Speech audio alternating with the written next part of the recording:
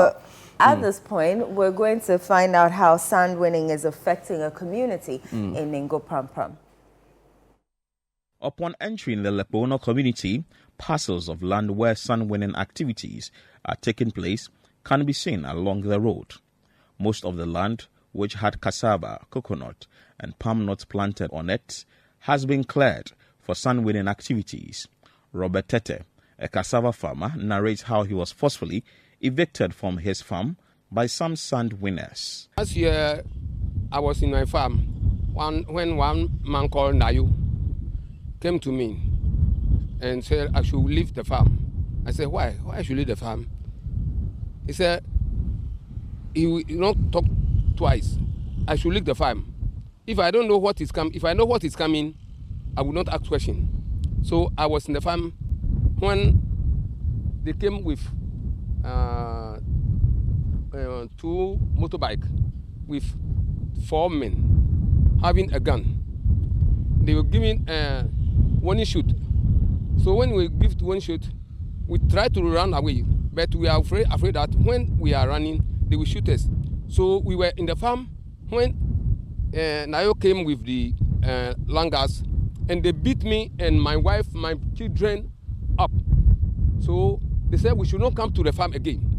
So we report the case to Old Ningo police station. I blew cassava and pepper and I blew cassava, pepper, okra, and watermelon. I want the government to help me to take my land to me. Another farmer, Martha Kaiser, laments she and her colleagues will soon have nowhere to farm. She indicates that her only source of livelihood will be affected if the appropriate authorities do not intervene. Well,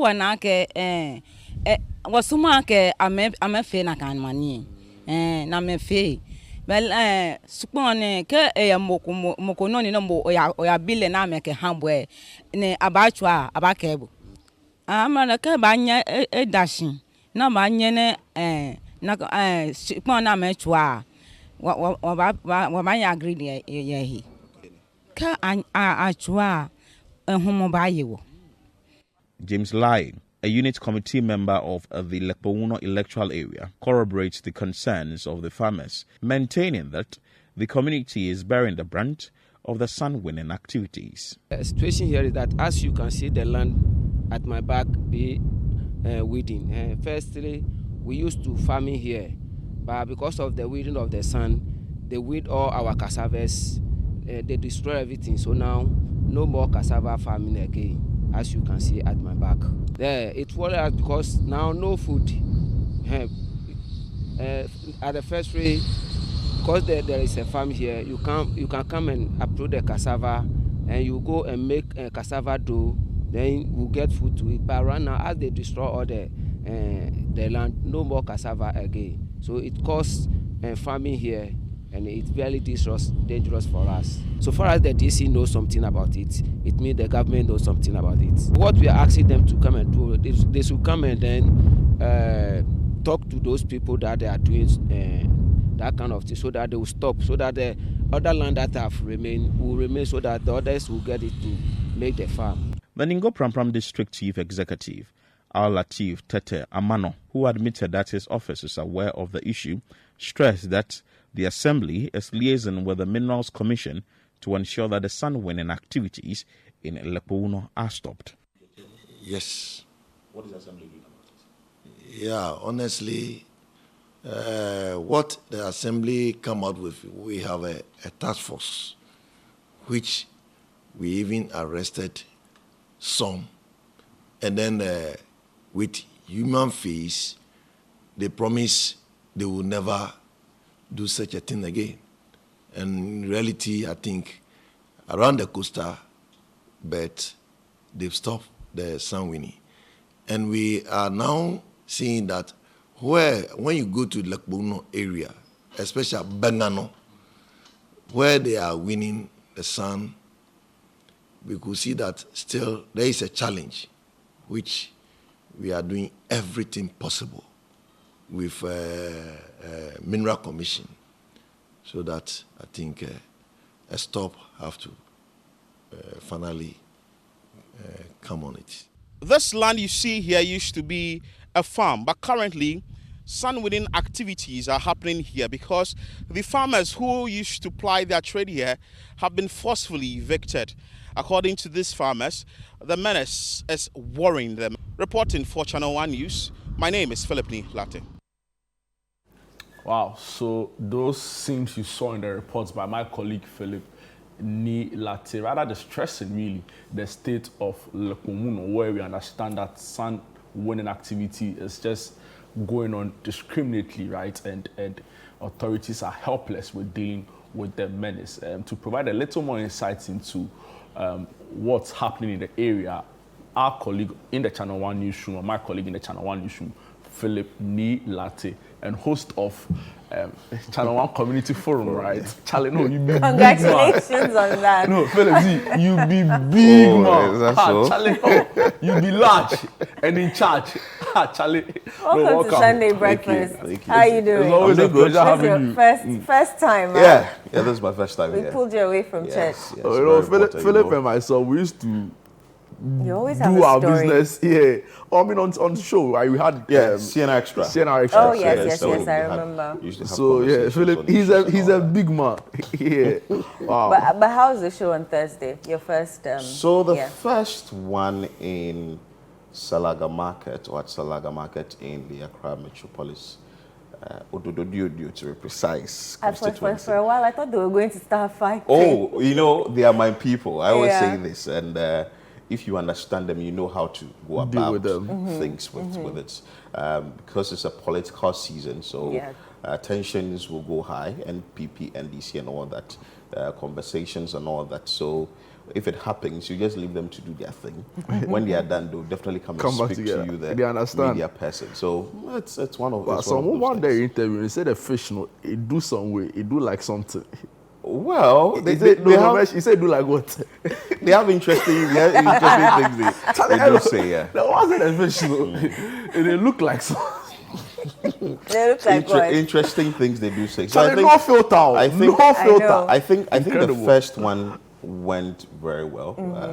Looking at how the feedback. the people Yeah. embraced the concept and all the idea and all that. And you know, it's a fishing community as well, so they have their own challenges. Often, if we have stories we have to do on fishing and all that, we go to Jamestown Fishing Harbour to go and have conversation with the fisher folk there. So I think it went well. All right, you're We are doing an we are amazing hoping job. to. So next Thursday, We are hoping to go to another visit another community. place. It's going to be a secret. I can't wait for this Thursday. so on Which Thursday, is- yeah. certainly Well, get don't to worry, know we'll be about it. tuning in. You have to go Our to- dials will be it's locked on Sojama, Channel it's 1. Sojama. Yeah, it's Ujaman Pius. You have to go to Sojama. And go and find out if they'll vote for Maybe him so that they if, can if travel. I can be able to secure myself. Okay, a whether it's If Australia or you secure a US. visa to Australia or USA. Don't be mischievous. All right, Philip, let's talk about the Lekpongunor. Lekpongunor. Yeah, Am I Lekpongunor, pronouncing it yes, correct? Lekpongunor, Okay. yes.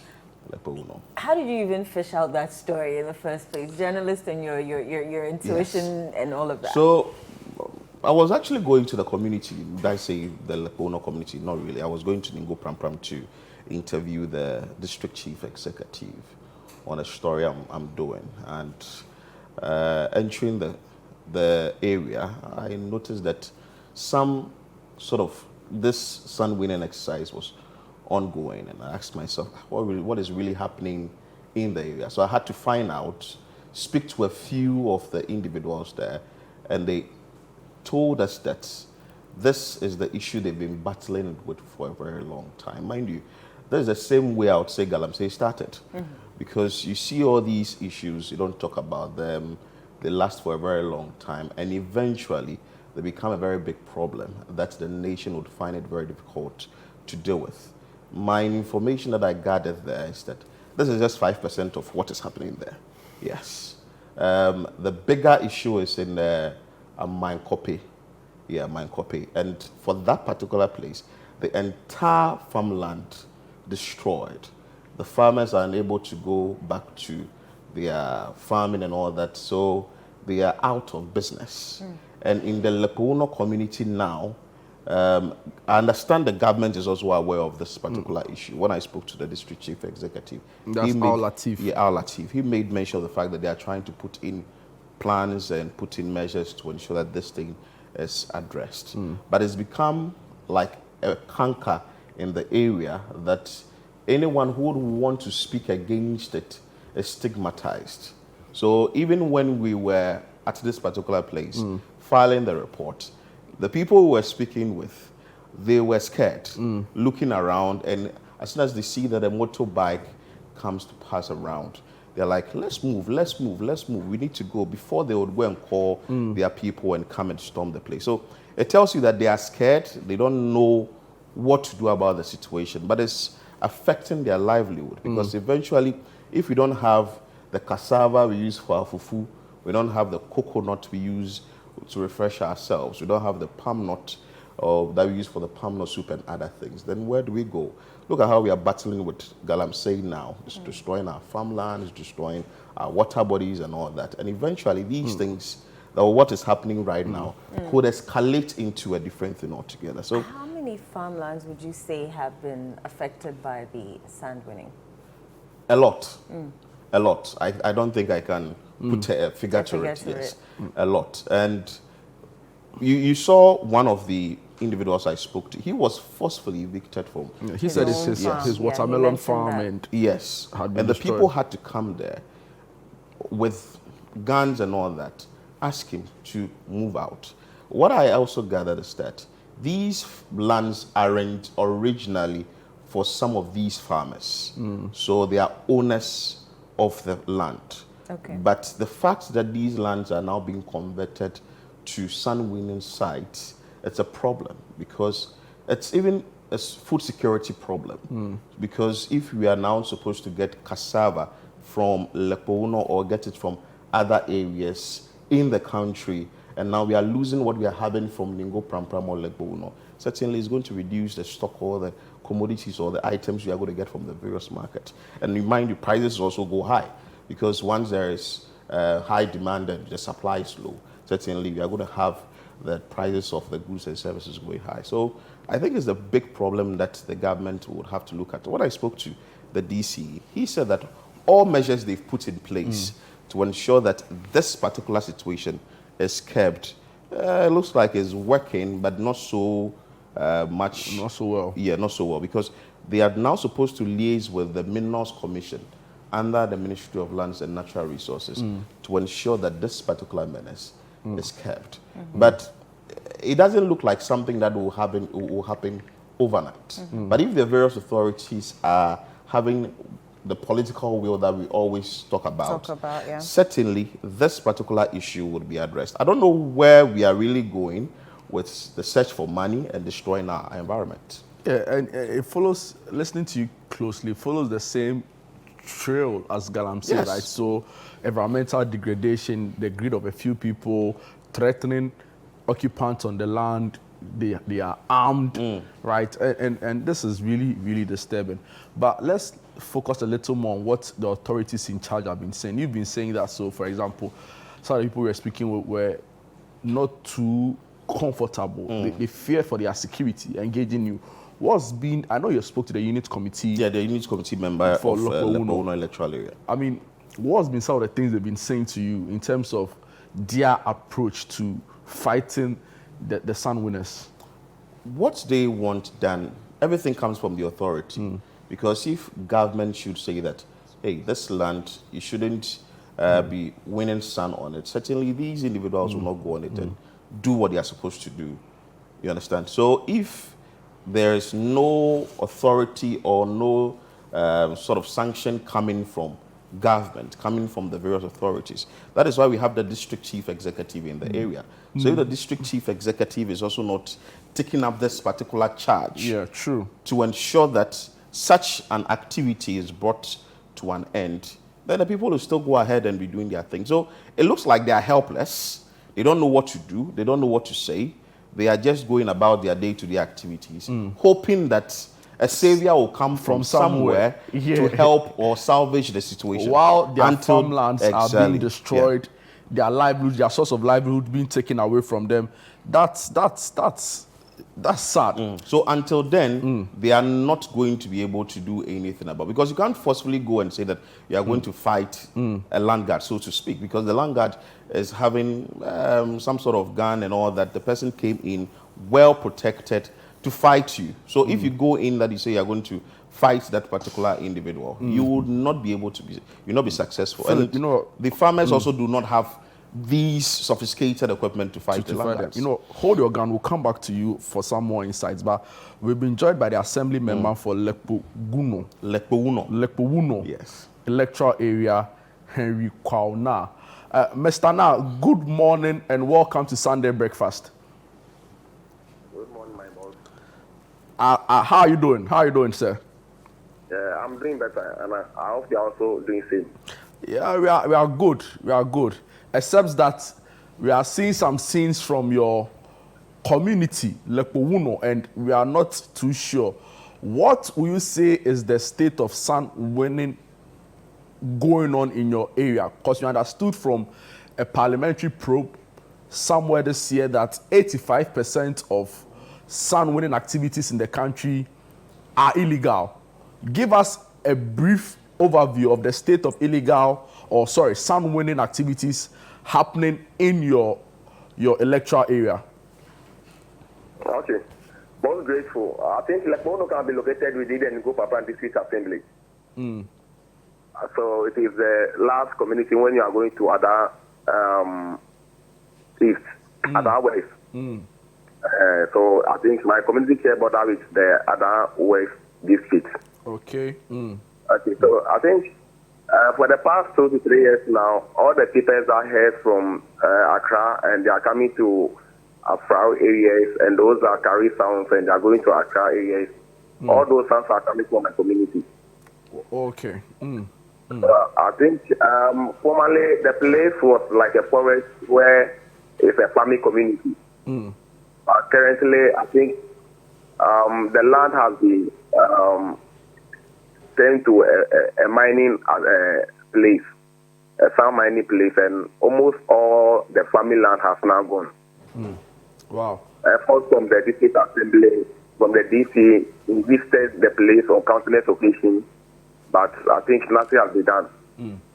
So we are looking for other alternatives. If there is any way that we can help to reduce it, because I think it is a death trap to even the community or the farmers, because a lot of holes on the land and you can't even farm.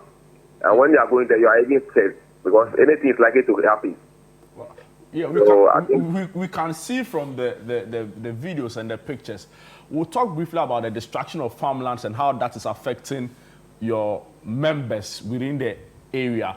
But have you been engaging the relevant authorities, the stakeholders?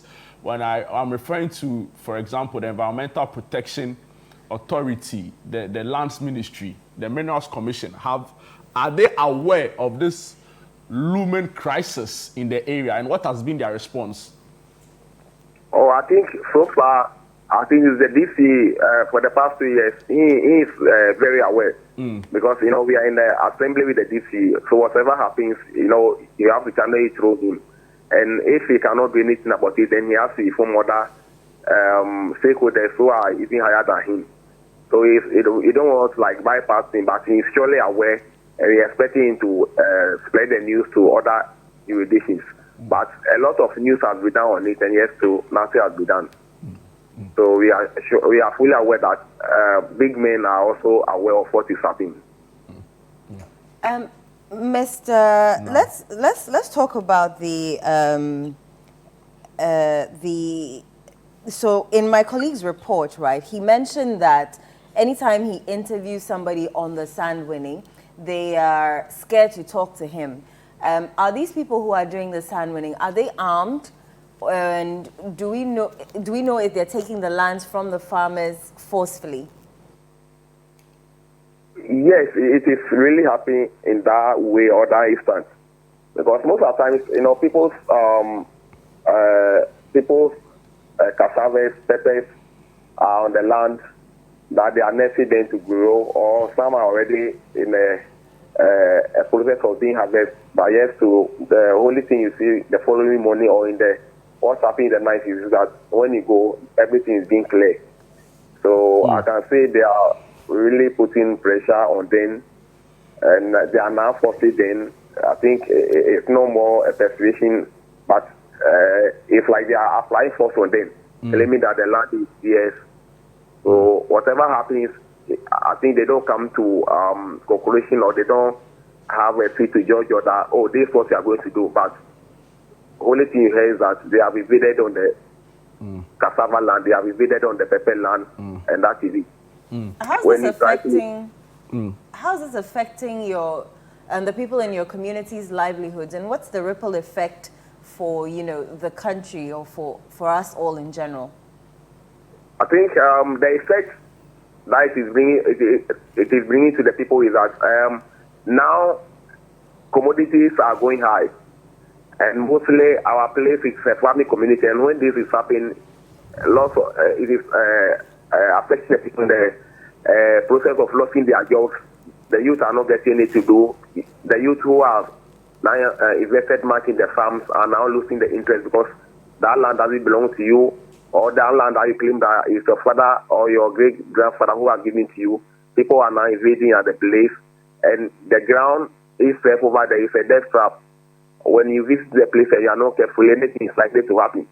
And moreover, it will lead to flooding because where they are doing it is closer to the community, and a lot of hosts are on the land. About thousands of acres have been now affected. So it is a death trap in the sense of maybe flooding, loss of jobs, or loss of food, and a lot of things is happening. So now we are playing that maybe the government should intervene so that the ground should be level, so that the farmers maybe, or the people over there, can maybe restart everything afresh. But now I think the land has been now affected.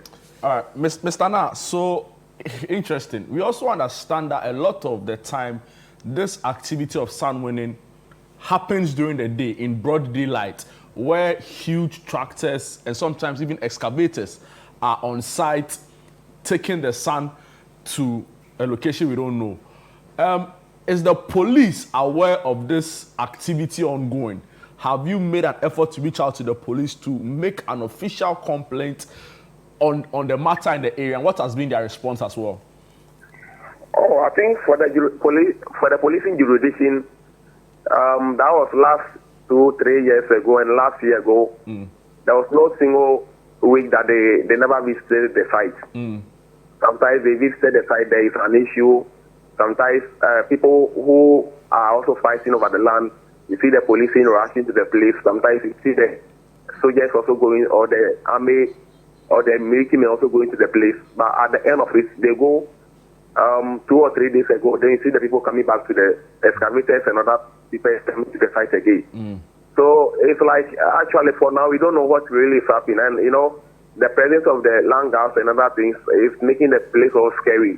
But I think currently the place is now quite better now that the sun has been wind, and I think the land has been affected, although they are winning it, but it's not like compared to the previous one. But it's happening day in, day out. There was no single day that thousands of trucks that have been entered into my community. Wow.